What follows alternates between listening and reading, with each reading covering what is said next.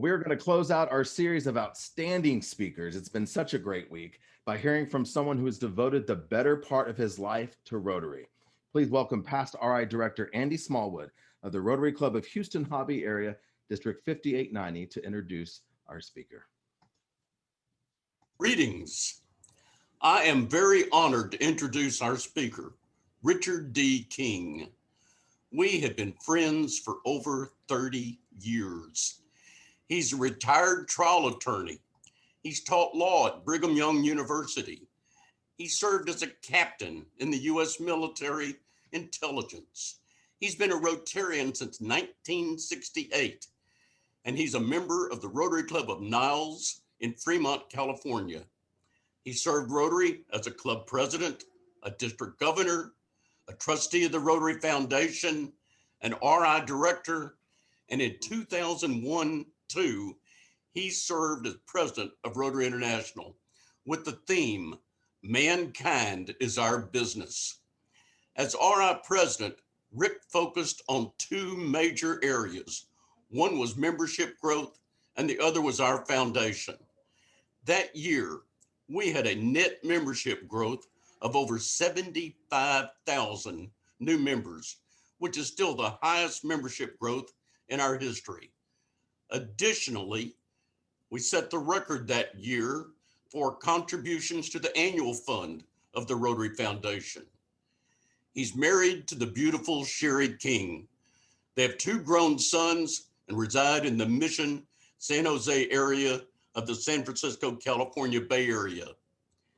He is not just another Rotary speaker. When I first heard him 35 years ago, at that point in time, I was very unimpressed with Rotary speakers, and I was not desiring to listen to another one.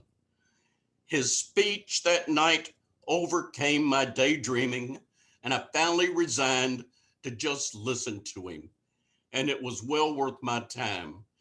That was the first time ever that I felt compelled to go introduce myself to the speaker and tell him how important was the message.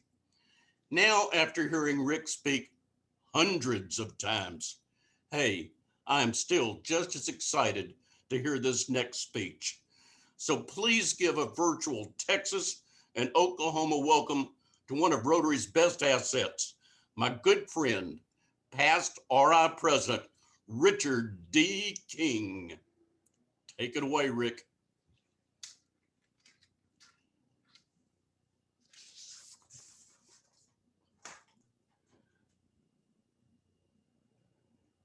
Wait. You're muted. Okay. Start over. Go. Start over. What do you want me to do? Start again. Thank you, Andy. I appreciate the introduction very much. I've always said to Andy, if he just takes another 2 Advil, he can get through another one of my speeches. I appreciate the warmth of his introduction, and I appreciate very much his friendship for many years. And it's good to be with you at the LoneStar Pets once again. This is a little different this year, so we're going to do this sort of as a chat basis. And I'm sitting here at a desk in our Rotary Club studio in Silicon Valley in California, the club that I belong to. And we're going to just chat about leadership and concepts for making the next year a very wonderful year in Rotary experience, notwithstanding the challenges all of us face. I'm appreciative of the fact that many past district governors, district governors-elect, district governor's nominee, district governor's nominee designate, and other associate lieutenant governors, assistant governors, area governors, and any of you that haven't missed the meeting so far, you're likely to turn out to be a governor one of these days. The governor's job is a big job. And one of your jobs as club president is to support and sustain your district governor next year and to help him or her make the year a good one. I can remember when I was getting through being governor in Silicon Valley some 40 years ago, I had been to a lot of club events. And my wife saw me coming out of the shower one morning, and she said, well, I can see that you've had every free meal they offered you this year. My wife is a dancer. Her degree, her university degree is economics and finance, but her great love is dancing, and she danced professionally for many years with some of the great names in Hollywood. I saw her cross the stage one day in her costume, and I thought to myself, there goes a girl who really ought to be married to a Rotarian. So I took her away from that dull Hollywood life so she could follow me around the globe listening to my speeches. And she's physically fit. She saw me coming out of the shower, dripping wet, with a towel around me that wouldn't reach. She went over to the store and she bought a little trampoline for $29.95. You don't get a big trampoline for $29.95. She stuck it up in the corner of our bedroom underneath the rotary wheel in the ceiling, which lights up every 2 or 3 hours while we're sleeping at night, singing the Rotary theme song. And I said, what do you do with that? And she said, Rick, you jump up and down on this trampoline every morning and you'll get fit. I couldn't think of anything I'd rather less do. But I thought, what the heck, I love my wife, I'll jump. Because I'm not as dumb as I look. I began jumping up and down on this trampoline every morning, and I hated every minute of it. But I discovered on the third day, they've got great reruns of Leave It to Beaver. And on the third day, I got so engrossed in the plot that I came down on the edge of the trampoline instead of in the middle, and I broke my leg.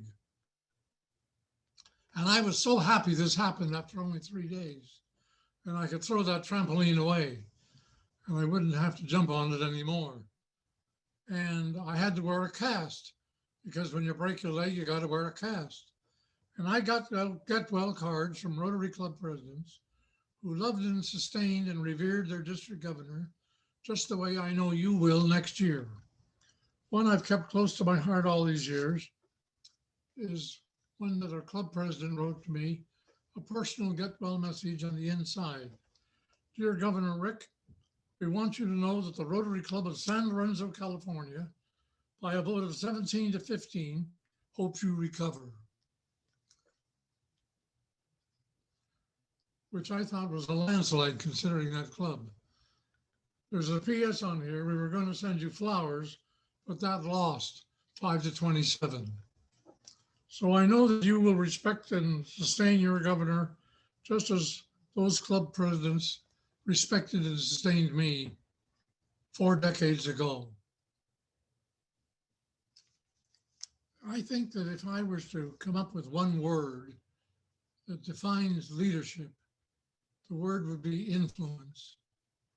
A leader influences people to do something, to get something done. A leader in Rotary changes his or her club from what it is to what it ought to be. A former president of the United States, Herbert Hoover, on one occasion said in a speech on leadership, among the delusions offered us by fuzzy-minded people is that imaginary creature, the common man.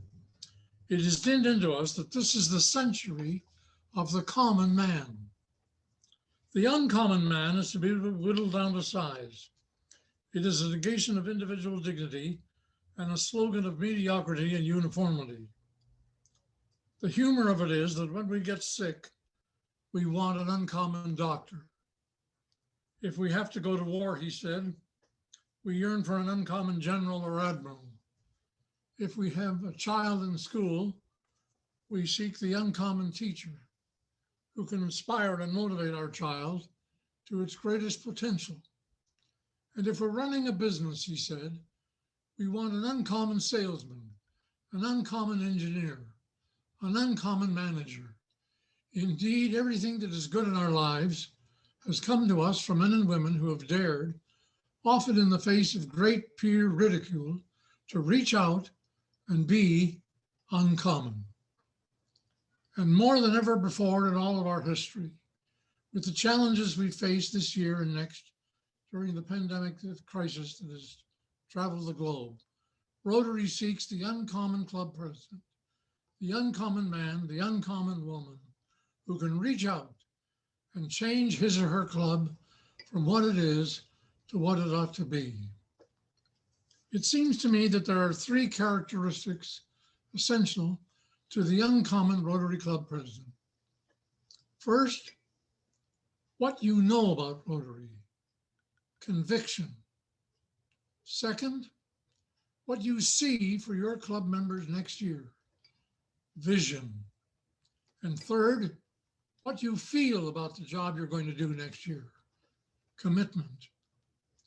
Conviction, vision, commitment. Three characteristics, in my judgment, of the uncommon Rotary Club president. First, what do you know about Rotary?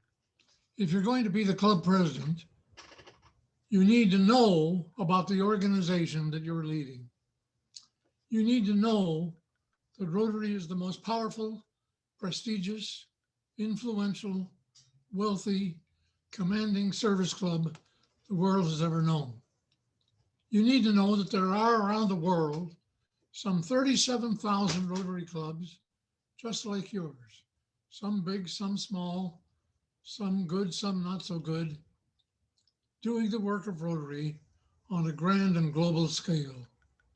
You need to know that everywhere all over the world, men and women of every race, every color, every creed, every language, every politics, every religion, every business, every profession, every occupation wear the Rotary wheel. Tonight, Catholics and Protestants meeting together in the same Rotary clubs on the border of Ulster and Ireland. Muslims and Hindus meeting together in the same Rotary clubs at the border of Pakistan and India. And Arabs and Jews meeting together in the Middle East, wearing the Rotary wheel, doing God's work on earth. Every second of the day, we make the lame to walk, the blind to see, the deaf to hear. We clothe the naked, we feed the hungry, we heal the sick, we save lives, we bring hope, we bring peace. All over the world, this is what Rotary does. I was having dinner one night on the banks of the Nile in Cairo with an old man who was a retired military general of the Egyptian army in the Second World War. We were talking about the challenges to peace in the Middle East. And he said, Rick, in your part of the world, when you have a problem to solve, you come together to discuss peacefully ways to solve the problem. In my part of the world, he said, we don't do that. Instead, we kill each other. And then he went on to make this profound statement. He said, and until we have more Rotary clubs in the Middle East, we will never have the peace that we so desperately seek, because Rotary is a vast private organization, United Nations, of goodwill men and women all over the globe, of every rank, of every occupation, presidents, prime ministers, secretaries of state, business leaders, cultural leaders, religious leaders, all over the globe, doing the work that brings about the magnificent vision of Rotary. So at this pits, which is one of the foremost pits in the world, you were listening to some of the great instructors, the great speakers, teach you about what Rotary is. Rotary is a vast organization that will improve your own life. Indeed, your theme next year is serve others to change lives. And this gives you a chance to get an education next year, the likes of which you would not receive anywhere, at any university, at any price, at any location, at any time. Rotary will pay you back if you reach out and dare to be uncommon. After you have a conviction that what you are doing is important, The next question is, what do you see for your club members next year? What is the vision you have for your Rotary Club? You know, the average Rotary Club is made up of rather unaverage people.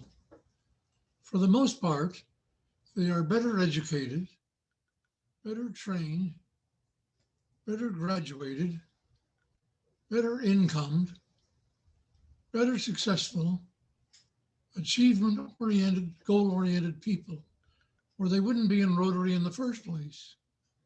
Rotary is an organization of successful winners.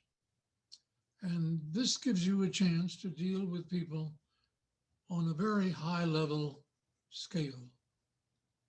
And yet we bring these same Rotarians, highly educated, highly successful, highly motivated in their professional lives, to the Rotary Club on Tuesdays at noon. And we start talking to them as if they were in the second grade.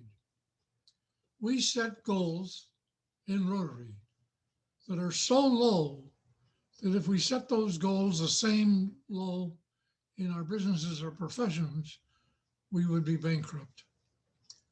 And today, too many Rotary clubs are bankrupt in the business of Rotary productivity, in the business of Rotary service, primarily because the leader of the club, the president of the club, has not had the vision, not had the understanding to reach out and be uncommon.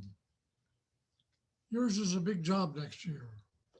After all, you are the membership recruitment chairman of your club, the orientation chairman, the assimilation chairman, the retention chairman, the extension chairman. You're in charge of vocational service, international service, club service, community service, youth service, club bulletins, club meetings, club public relations, club attendance, club finances, club fundraising, club social activities, club assembly, club programs, club projects, getting your members to attend the district conference, getting your members to attend the district assembly. You're in charge in your club of the Rotary Foundation, Paul Harris Fellows, Paul Harris Sustaining Members, the Benefactors Program, major donors, group study exchange, youth exchange, friendship exchange, global exchange, district grants, community grants, global grants, Polio Plus, Interact, Youth Act, Early Act, Rotaract, RILA, Rotary Village Corps, pilot programs, the Peace Forums, disaster relief, World Community Service, Foundation Scholars, wheelchairs, Future Vision, the Rotary Strategic Plan, substance abuse, not yours. And on the fifth Sunday, you can rest. This is the job of the Rotary Club president, and it requires a leader with a vision to see the potential of what his club members are capable of doing. I was on the original Polio Plus committee, and our job was to raise a lot of money. We'd never raised that kind of money before in the Rotary Foundation. None of us knew how to do it. We were told we had to raise $120 million in 1 year by a big fundraising organization in New York City. And none of us on the committee, a dozen of us, had any idea how to do this. None of us were professional fundraisers. And they said, you got to set a goal for every club. So we did. We set a specific goal for every Rotary Club all over the place. And a lot of clubs didn't like it. But we had some tremendous success stories. I remember a small club of 30 Rotarians in a suburb in Pennsylvania. And we gave them a goal and said, we'd like you to raise $100,000 this year for Polio Plus. These 30 Rotarians had never raised more than $1,000 annually for 40 years for the Rotary Foundation. So in 40 years' time, they had raised $40,000 total to the Rotary Foundation. They had an excuse every year when the governor came around. The coal industry was in recession. The steel industry was in recession. So much of the local area was in recession. They had a good excuse. So they had raised a total of $40,000 over 40 years for the Rotary Foundation. And we asked them to raise 2.5 times as much in 1 year as they'd raised in 40 years. We asked them to raise $100,000 in 1 year. And in that 1 year, the same 30 Rotarians who for 40 years had never raised more than $40,000 total to the Rotary Foundation went out and raised $120,000 cash for the Polio Plus program of the Rotary Foundation. What happened? Same 30 losers who always had an excuse. Same club name, same club meeting place, same club meeting time, same club, but a different club president. A club president that year who had the vision to see the potential of what his club could actually do because of the caliber of the people who were in his club, who were accustomed to reaching big goals. And what is the vision you have for your club? You need to take 4 steps. First, you need to set a specific numerical goal. How many new members net are you going to achieve next year? It doesn't do any good to say we're going to do better in membership. That's a prescription for failure. You need to set a specific numerical goal. How many new members net? How much per capita net are you going to increase your giving to the Rotary Foundation? How many people are you going to get to attend the district conference? Because the district conference, after all, is designed to help make your club and your Rotarians better. These are the things you need to do. First, what is your numerical goal? Second, what is your business plan for achieving that goal? You need to develop a plan, not just announce a goal. Third, you need to work the business plan each week at your meetings so that something is actually getting done. There are all kinds of plans that can be included to bring in new members or to increase per capita giving to the Rotary Foundation. What is your business plan going to be? You need to meet with your leadership team and devise a business plan. And then you need to work it every week. And fourth, you need to pay tribute to those Rotarians who actually do the work. We appreciate the service that some Rotarians actually give. And you need to do that if you're going to have a successful year. These are the 4 steps you need to do to implement a successful visionary business plan in your club next year. And I suggest that if you want to have a successful year, that this is what you do. I can tell you that when I was club president, some of the members didn't like the idea that we were setting high bar goals. But at the end of the year, when we got the governor's trophy for best club in the district, my club members stood up and cheered because we were a real Rotary club. Everybody wants to be part of a successful team. The members in your club feel that way. Someone once asked Helen Keller if she knew anything worse than being blind, to which this great woman said, "Oh yes, having sight and no vision." So after you have a conviction that what you're doing next year is important, after you have a vision for the potential for your club next year, the third element of the uncommon leader is, what do you feel about the job you're going to do next year?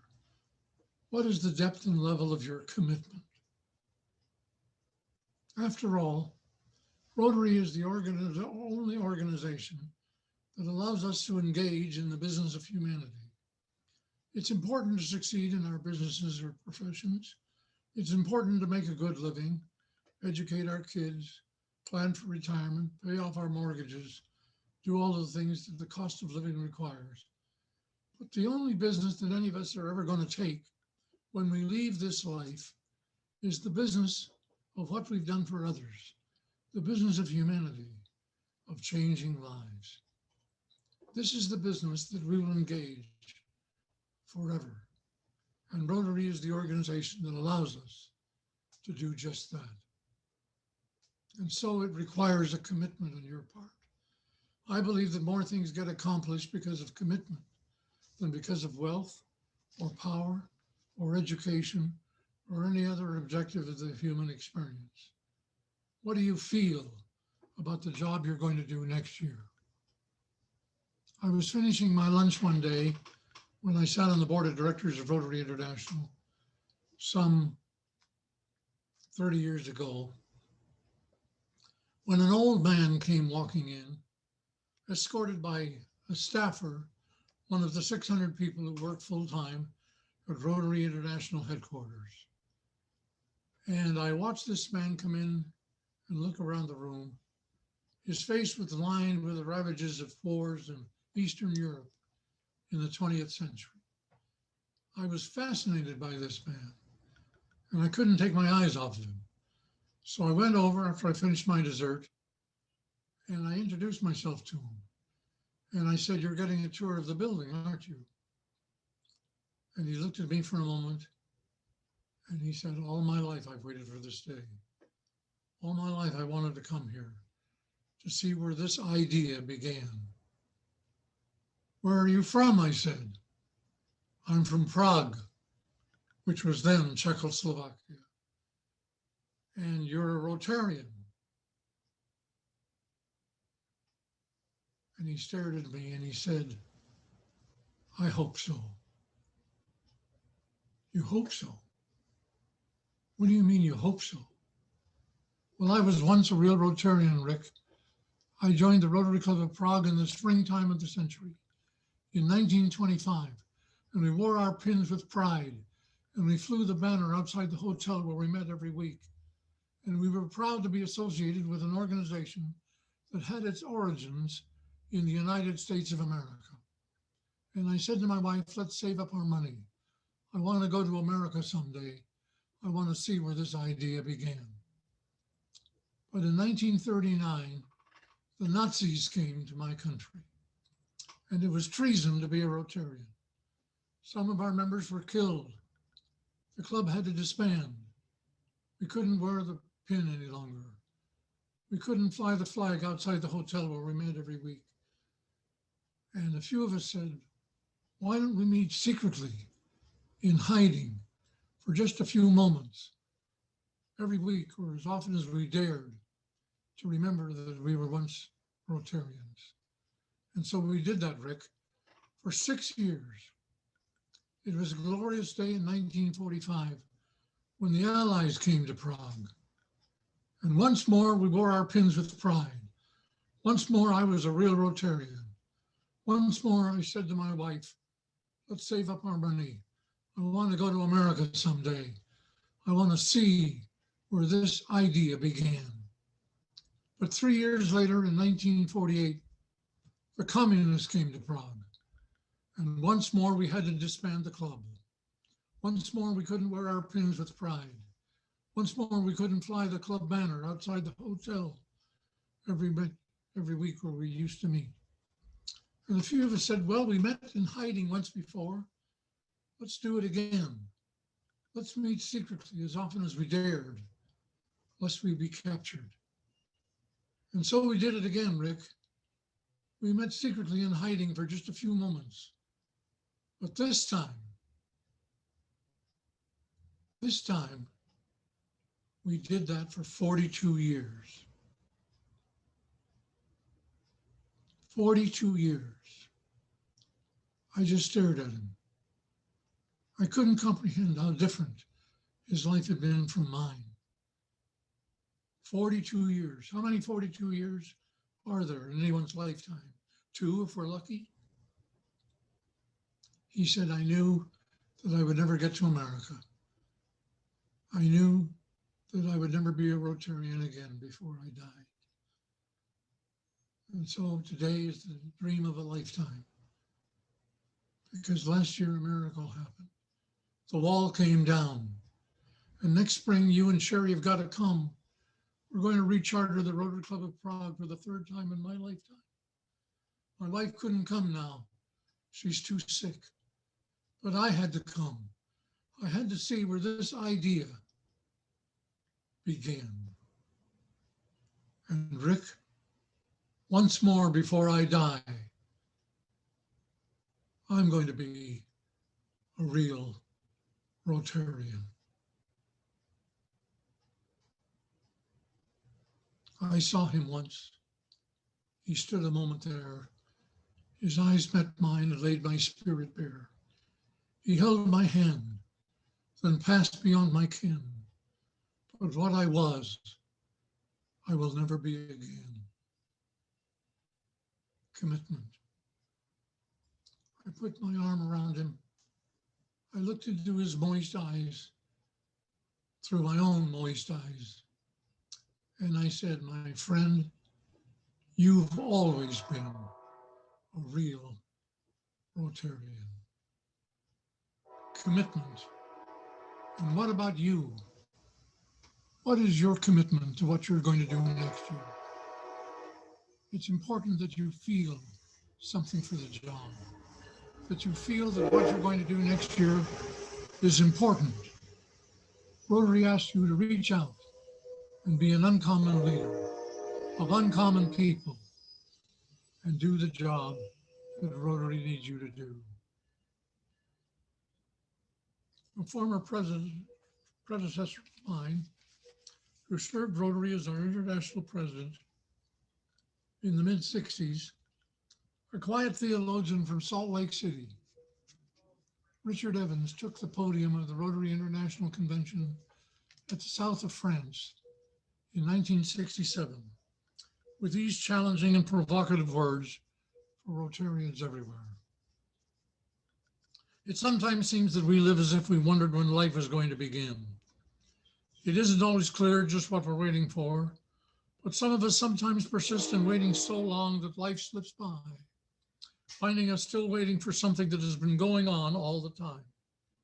There's no reason to doubt good intentions, but when in the world are we going to begin to live as if we understood that this is it? This is our time, our day, our generation, our one chance to do something for somebody else. This is the life in which the work of this life is to be done. This is it, whether we are thrilled or disappointed, busy or bored, givers or takers. This is life. It's all we've got, and it's passing. What in the world are we waiting for? The second president of the United States, John Adams, summed it up this way. In all the world, he said, only two kinds of people ever really count. Those people who make commitments and those people who keep them.